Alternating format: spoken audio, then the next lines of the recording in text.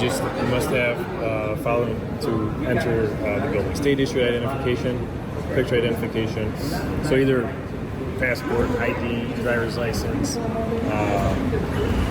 so credible incident, or military or law enforcement identification. I was coming out here to see what was going on. Okay, ma'am, everything, I understand if you thought he had a weapon, I'm fine with that. But what you did, if because he doesn't have a weapon at all. Oh, thank God. Okay. No, it's not. You cannot generate a response like that and hang up on our call takers. It's so This incident takes place in Illinois, where a simple act of filming inside a government building quickly turns into a heated confrontation. These officers went too far demanding ID, or did they? Featuring content from TTA Audits, a channel known for exposing real-world encounters and pushing awareness of civil rights, the tension is real, and the question remains, will he comply or stand his ground? Make sure to support the original creators, link in the description, and tell them ID Refusal Pro sent you. We stand for civil rights. Watch closely. You're definitely going to have something to say about this one. What's going on, man? Huh? I see you pointed at me. What did I? Oh, you just letting him know? Oh yeah, he probably's gonna let you know we good to go, right? Let him know. No, what's going on? I don't know. He pointed at you and then he pointed at me. So your guess is about great as mine. Yeah, so no, are you here for service or something, or? Yeah. So child support's upstairs, right? Yes. Illinois Department of Employment. IDES. That's up there as well, right? Yes. And then the Attorney General's office is in this building as well. Yes. Yeah, so I'm basically coming in doing exactly what I'm doing now, exercising rights in public. Okay. That's about it. Okay. All right, just checking to see if you needed some help with something, or if you needed to talk to anybody from those agencies. No, I mean, I might go in and submit a FOIA with them, but yeah. So do I got to come to the checkpoint? If do you want to go to one of their service? Some of them don't. You don't go up. They'll come down and talk to you down here, depending on what agency it is. So. Okay. Well, I mean, like I said, I can figure it out. It's not restricted, right? It is. Yeah, we have to go through security first. Well, I'm saying after that, of course, yes. of course. Right. So yeah, I mean, I just dump everything out my pockets. But where are you trying to go to? I'm gonna go to child support first. Child support? Yeah. So you put everything. Have you filed a claim with them yet, or? No, I don't even need to file a claim. No. I need you to put a cell phone, keys in your pocket. Yeah, y'all hold on, right? So, and now is that like? Not recording. Well, I need to. By law, I can ask you not to record me. I understand, but I just need to document But I that. want you to turn that off first, because by law, I can ask you not to record me. Administrative code in there? How did that book? What's that? Administrative code for what? Why you need an ID? Oh, okay. Yeah, that's exactly what I was getting ready to ask for. A policy, huh? You have it on your phone, an ID? I used to, but I just need to see the policy on that. No, the other book. Which one? The one right now. We'll read the policy, we won't give it to you. Right, but I mean, if it's not a law, you can then I don't have We're to. not denying you entrance to the building. You are in the building. You didn't deny you entrance. Right, but they're denying me access to. Because it's a restricted area. You don't have access to everywhere in the building. It is a restricted area. Yeah, he said it's restricted once you come, but because this makes it restricted. But once you pass the checkpoint, you're good to go. Yep, if you have... Because I just watched somebody come in and didn't even show their ID. But Since you don't work here, we're trying to give you instructions. I understand. I don't need to work here to know the law, though, sir. Laws are different from policies. Right, and the policies don't supersede the law. They don't. So, since you don't have access to this facility... They don't. So, since you don't have access to this facility, you have an ID. I got an ID, but I don't want to surrender my Fourth Amendment right to access a public building, sir. You are in the public, you're right here. A publicly accessible building, especially when I have official business with these entities. Okay, so person seeking entrance to... Who are you, sir? Who are you? You want me to read this to you? I want to know what's your position here. I'm a security guard. What is your position? I'm just a regular civilian trying to come in and exercise my rights without being trampled on right now. But I mean, Would you like to talk to my supervisor? The government. well, he's state police, so he's not security. So your supervisor would be somebody else. He'll read that to you. Okay. You just want to know why you just can't enter without an ID? I just want to see if they're saying that we This should. section, yeah, Administrative Code section 5000.902. You just This is where the conflict becomes real. The officer cites an administrative code, not a criminal statute. Under the First Amendment, recording in public is protected, but access to government buildings can still be regulated under time, place, and manner restrictions. The key question is whether this rule is a lawful condition of entry or an overreach. You must have following to enter the building. State issued identification, picture identification. So either passport, ID, driver's license, so credible incident, or military or law enforcement identification. So that's about vehicle. Well, I mean, pertaining to you and then personally. Just you So my subject thing- to screening as well. But you need to have that identification to enter past here to go to any of the rest of the facility to Well, I understand what the code. So that administrative code is coming from whom? from this building. So through the state. Through the state. So even if someone has official business with these public entities, they have to surrender their rights in order to use them. Because you have a Fourth Amendment right to be secure in your person. I don't have. If I give you my ID, then I'm surrendering it. Well, we're not surrendering it. We check you in, and then you get it right back. Just like at the airport. They check you in, they check your ID, they check your ticket, you get it right back. Same thing here. You can't get in without that. Same at the airport, you can't get in without that. So it's really secure building, federal building, state building. So even if you go down to the federal building, which is just down the street, they're going to do the same thing. Federal building. So I'm just trying to get this all the way right, man, because like I say, we do have official business, and to give up my ID is definitely me surrendering. Yeah, well, you're not giving it up. You're just providing it and then getting it right back. So that's all. So then we have documentation using the building, whatever. That's the administrative code. That's But you got a supervisor we can speak with? Obviously, so you do. You I do. Not right here. There's one you can call though, right? Yeah. Yeah, because we got to get some clarification because, like I say, that's going to be a direct violation of our rights today. It is. It definitely is. Because we don't have to, I can call one for you. Yeah, definitely so. Safety issues that some have in the building, even though within the building. Right. That's what I said. Provide documents. Yeah, safety doesn't have anything to do with our rights, though. We have a right. The right supersedes all that speculation stuff. We're not taking away your ID. We're just checking. I know, but you're requiring it in order for me to use public entities. That's not right. That's like if I go inside the public aid office. They're not going to ask for my ID in order for me to receive services, sir. They don't check for your ID when you get up there and talk to them? They might, if you check for like a counselor, like if you're in there to see your counselor. But just to enter the building, they're not going to do that, sir. No, well, technically you're entering the building here, but if you want to go and have those services provided to you, then you need to provide the ID. No, what you say? Is it deputy? Is it mule? It's state police, so trooper. State police trooper mule. So if I'm reading that correctly, right? And I'm glad you brought that up because that's a great point. It doesn't say you have to show an ID to enter the building. It doesn't even say past the checkpoint. Well, technically. So did you want to speak to supervisor? I think that I should. I don't know if they're going to speak to you on the phone or if they're going to come here. I don't know where they're at right now. But. Yeah, I think so because that's definitely an issue, man. We you shouldn't have to surrender your ID, man, just to go upstairs and.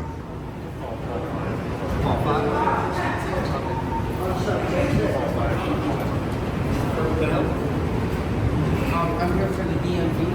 Close. So go back out the door, right around the corner, next door to the bank, right behind our building. Thank you. You're welcome.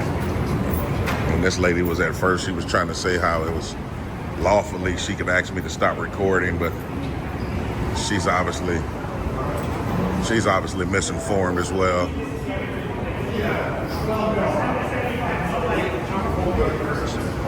So yeah, we're at the Jesse White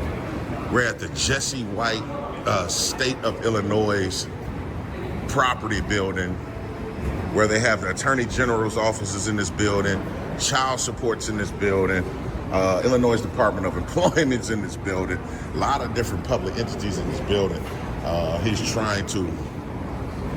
They're trying to say that you need an ID. That's a lady with her child.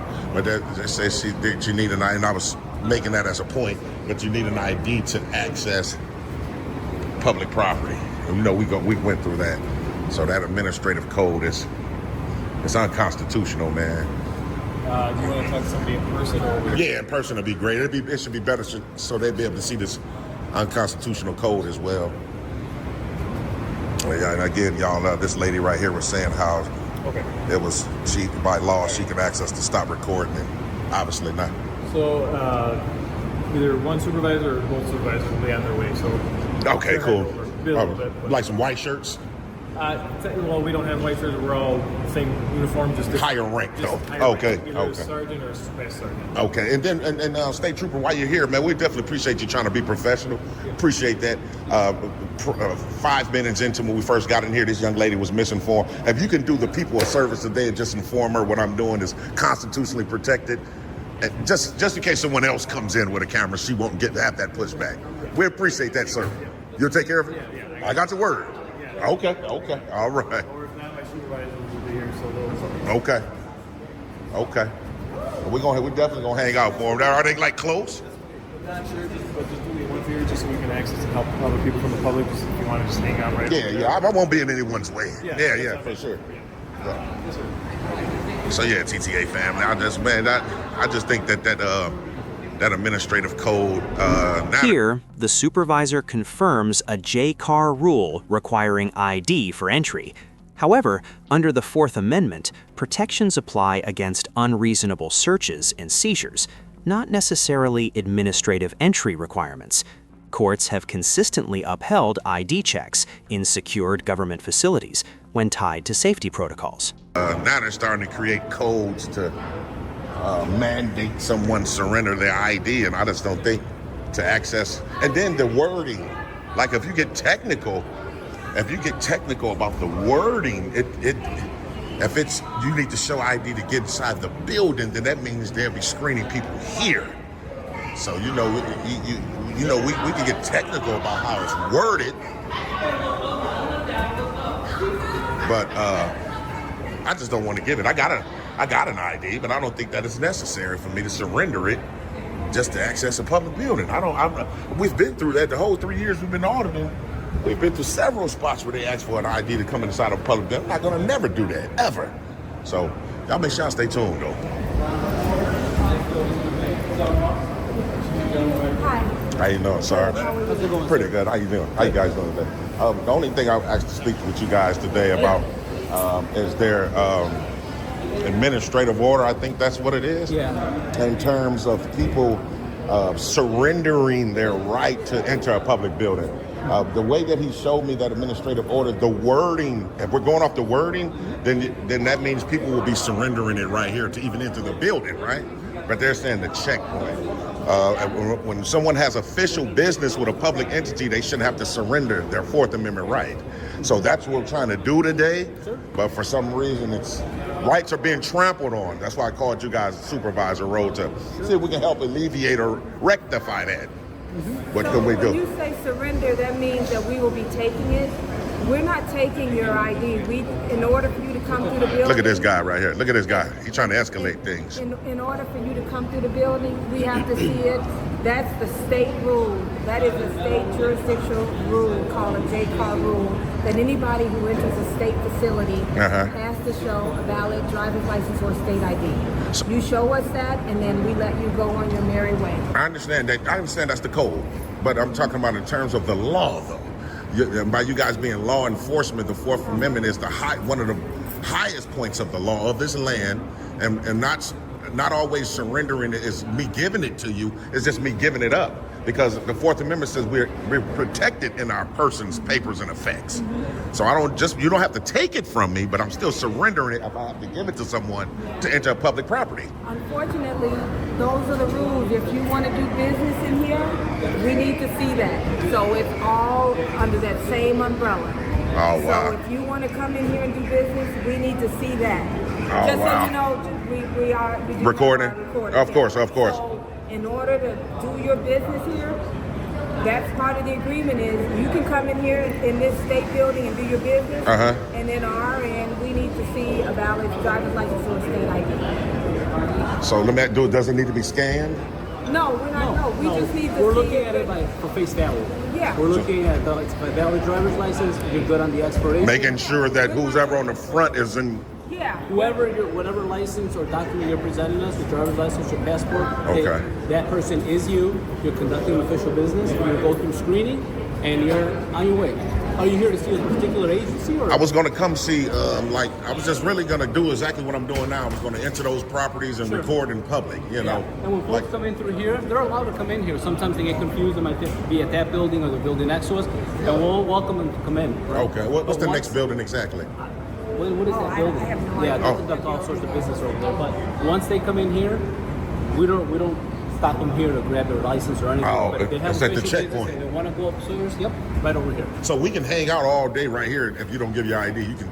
Well, it's the lobby. I mean, Right. it's a public area. Right. I'm not sure why you would want to hang out here. No, I'm just saying. I'm saying if someone wanted to. If they wanted to come here and we'll help them out as much as we can. Right. I mean, they can't camp out, because we have a lot of foot traffic and it's a very small congested area, right? So, and I understand your point. I understand what you're trying to do. Yeah. And I just want to explain to you that's protocol. That's per JCAR, the administrative rules. So, if you're here for official business or you're just conducting your personal business like this with the camera, correct? Yeah, even recording in public is considered official business. Sure. Yeah, so we're just basically trying to get some clarification that Yeah. about that administrative order because, I mean, to be honest, it's an unconstitutional order. It is. I But mean, those are the JCAR rules that we abide by in the state facility. but y'all law enforcement, though, you're supposed to uphold the law first, Law though. enforcement, we're the security for the building. This building and our other two state facilities. Two state facilities. So where's the other one at? One is on 555 West Monroe, and the other one's at the 160 the Atlantic building. Is that the federal building? No. That's Oh. the federal building. Right. State, correct. Okay. Yeah. And the federal, I mean, they run the same protocol though. So, Okay. Well, let me ask you this. What's your name, Deputy? Oh, it's the trooper, right? Sergeant Schumann. Schumann? Okay. Yep. Let me ask you, how do I find out or get in contact with who, authorized that exact administrative code? Like, who sanctioned that's it? That's JCAR, which is a committee. JCAR. JCAR. Okay. Is there a contact number? Can you hand that to me, the JCAR rule that you showed us? So just like all the other laws and rules that come out of Springfield, their committee, they're in Springfield, so you can go to the State of Illinois website or We're something, definitely- just Google or look up JCAR, State of Illinois. JCAR. Okay. That's who was at. CAR. Okay. Yeah, we definitely got to look into that, man, because I just don't think. I mean, if you think about all the other state buildings, libraries, city halls, they don't require an ID. So, Well, not all libraries are state facilities. Well, I'm talking about the City ones that Hall are. is city. So we're talking about state. I mean, still government property. That's what I'm saying. So as Yeah. far as the state police, that's what we enforce. Okay. So this is the administrative code that they were showing you. Right. I mean, you're recording, so you'll have Yeah. it now. You can take a screenshot of it. This is public knowledge. It's no secret. No secret, that's what we showed correct. it to you guys. Right. So go online, look this up, and you'll see JCAR. It's a joint committee. Okay. Let me see. Let me just see. It says state issue identification, picture identification may also be required to sign in and out. Persons. Certainly need a state issued identification. So it's letter A then. Persons seeking entrance to the CMS facilities must display the following to security personnel. Which is a CMS facility. This is a CMS facility. Yep. CMS stands for what? Central Management Services. Central Management Services. Okay. Thank you. Okay. I mean, well. Which is all under the umbrella of the state of Illinois. State of Illinois, of course it is. Well, we definitely got to look into that, man. I mean, like I go around and do these all over. Sure. I've been to some spots where they ask for our ID, and I always refuse because I just don't believe you should have to do that. And this is the first time that I guess we're not going to be allowed access if we don't show the ID, which we totally disagree with. But that's okay. If I could just get you guys names and badge numbers, we should be sent for today. Yep. I'm Sergeant Yvette Ross, ID 5471. Thanks a lot. Sergeant Aldo Schumann, star number 6097. Appreciate it. No problem. Oh, before you kick out, was you able to convey that to that young lady? Or should I get these I get the supervisors to do it.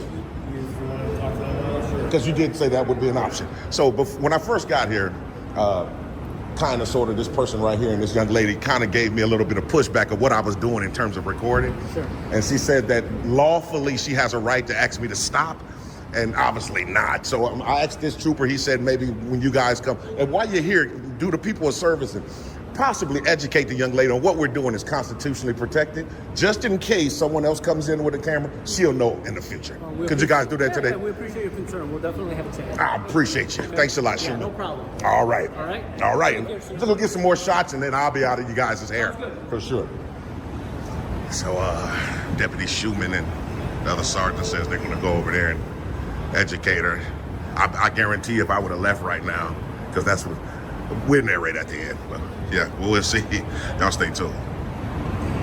So I'm taking it there and let her know. I'm not really entirely sure. Hopefully so. But,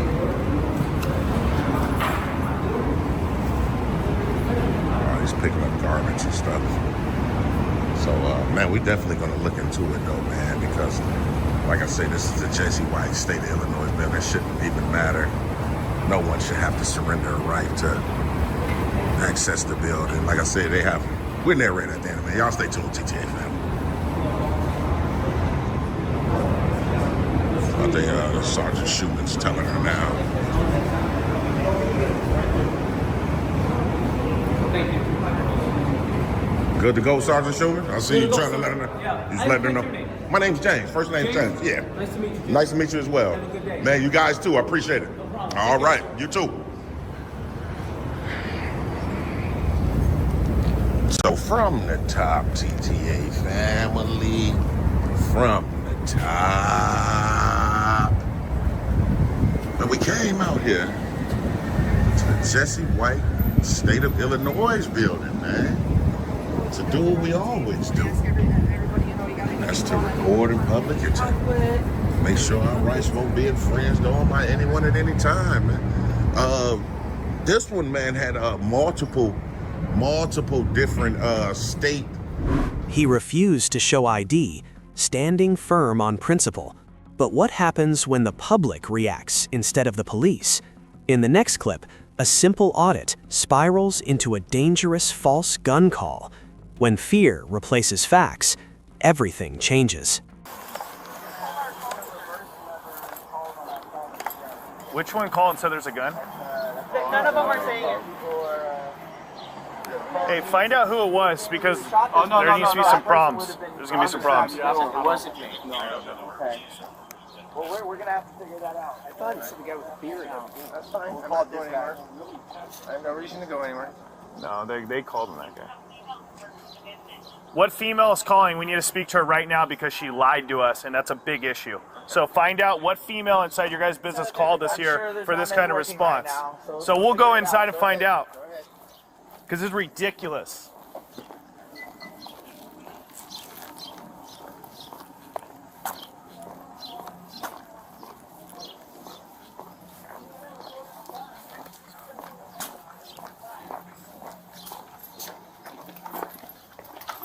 Who called the police and said someone had a gun?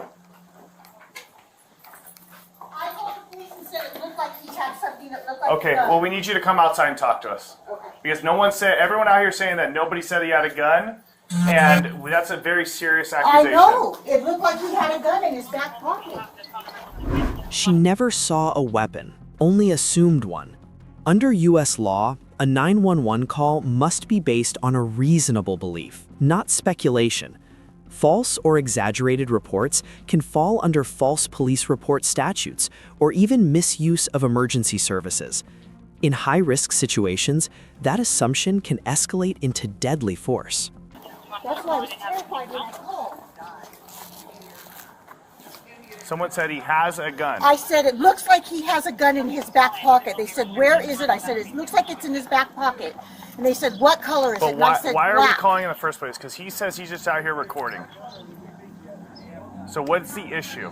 What do you mean, what's the issue? So how did this whole thing present itself that we're calling the police to say someone has a gun who has no gun? He's been out here, he was taking video and pictures of the school kids, Okay. and then my owner went out and he started trying to incite the owner, and then our other gentleman went out with him, Shamir, and so I brought my dog out here to go pee, and the man turned around and I saw something in his back pocket, and it scared the hell out of me, and I came in right away and I called the police. I said, it looks like he has a weapon in his back pocket. The man said it looked like he has something in his back. So then he's got a lot. So I don't know what I said it looked like he had a gun. I don't know for a fact he had a gun. Correct. Control 5671. But when I saw it looked like he had something in his back pocket, that terrified me. I will. To the office. I can give you my name and my number.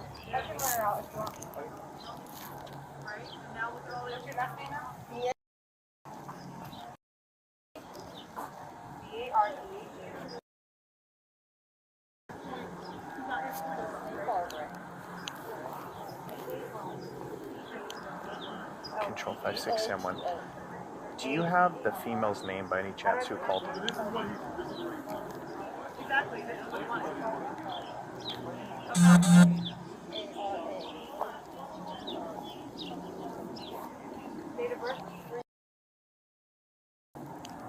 Copy, thank Does you. he have a weapon? Man, my problem too with this whole situation is if you're the one calling is why are you hanging up on our call takers? The officer makes it clear, this isn't just a mistake. Hanging up during a 911 call disrupts real-time updates, violating protocols designed to protect lives. In many states, this behavior can support charges like obstruction or improper use of emergency systems. The system depends on accuracy, not panic.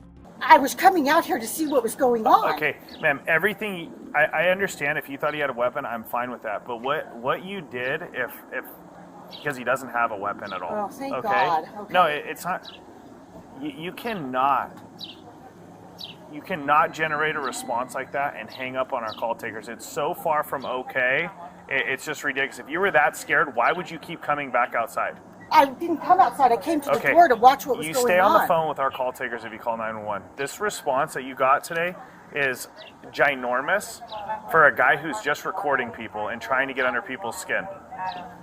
Is that what he's doing? I don't know. I wasn't here, but that's exactly what it seems like. And to call like that and hang up on our call takers, it's a big deal. Well, and it's I'm a big very issue. sorry. You don't get to hang up. Like People don't call our call takers and get to hang up like that. Their job is to give us updates so people don't get hurt. Right. I just told them, please get someone out here immediately. Ma'am, we read what you guys told them, and it wasn't that. You said, yes, he has a gun, and he has a gun. Yes, he does, and he placed it in his bag. I just saw him place it in his bag. I did not say any of that. Can I just add something real Sure. quick? None of that. So, since he started out here, we've been getting phone calls nonstop in here, and death threats and everything else, nonstop. Nonstop. So I don't know, I Probably can't say that 600 they calls. are, but I'm just saying, maybe someone from whatever he's affiliated with, maybe they're calling and agitating as well. I don't know. That's fine. My point is to say, yes, I see a gun is a big deal. I did not say that. Because there's a school right there. I'm just adding that to it because I don't know if it could be the case or not. Sounds good. Thank you.